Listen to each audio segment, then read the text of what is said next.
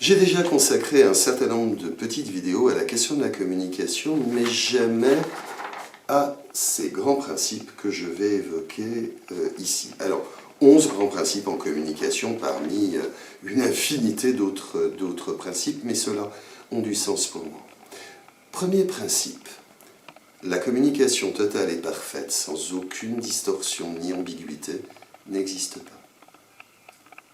On peut rêver en accordant notre cadre de référence sur celui de l'autre, en utilisant un codage approprié, on peut rêver d'être extrêmement clair et précis sur ce qu'on dit. Ce qu'on ne maîtrise pas, c'est l'état émotionnel de l'autre. Ce qu'on ne maîtrise pas toujours, c'est les connaissances ou, de façon générale, le cadre de référence qui est le sien. Et puis notre acte de communication, il intervient à un moment donné. Et pour la personne, ça résonne de telle ou telle façon. On ne maîtrise pas les choses. Donc on peut tenter de viser cette communication totale et parfaite. On n'y arrive que dans des moments exceptionnels et souvent magiques. Deuxième principe, on ne peut pas ne pas communiquer. Ne rien dire, c'est communiquer.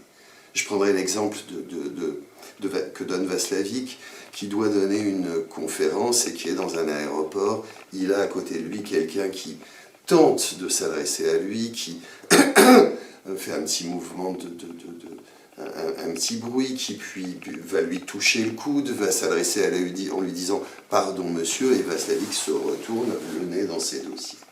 Il n'a rien dit, mais à l'évidence, il a communiqué en ne répondant pas ou en tournant le dos. Du coup, ça nous amène à un troisième grand principe, tout communique. Nos mots, nos gestes, la tenue qui est la nôtre, l'expression du visage, la posture, l'espace dans lequel on se trouve, on est tout près de l'autre ou au contraire, on se recule et on est à distance, tout cela communique, bien sûr.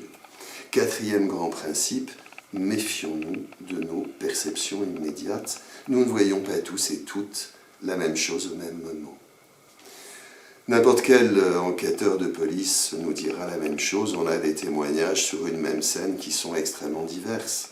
Je suis supporter du Paris Saint-Germain ou de l'Olympique de Marseille, et dans cette magnifique action défensive où un défenseur de l'un des deux clubs glisse sur le terrain et subtilise le ballon à l'attaquant à la dernière seconde, les supporters d'un des clubs verront une agression caractérisée, là où les autres verront un tacle magnifique.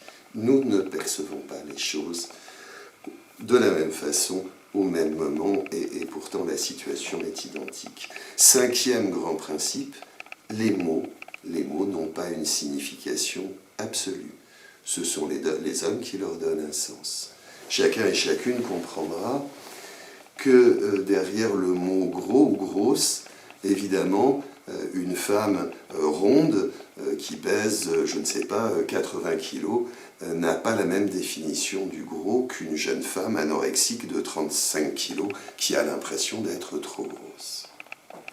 Sixième idée, toute déclaration verbale a toujours un contenu et une dimension relationnelle. Voilà quelque chose que nous apporte l'école de Palo Alto, un éclairage qui semble extrêmement important pour comprendre les actes de communication. Le contenu, tout le monde le perçoit, c'est celui qui est dénoté à travers un vocabulaire, une idée. Je t'aime. Je t'aime, c'est la déclaration verbale.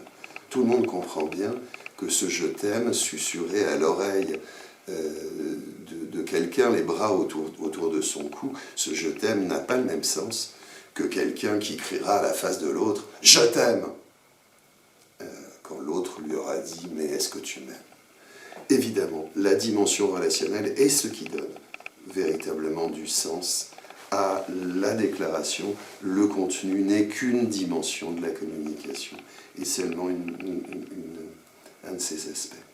Je vais terminer sur les 5 autres principes et dans une prochaine vidéo que je vous invite à suivre.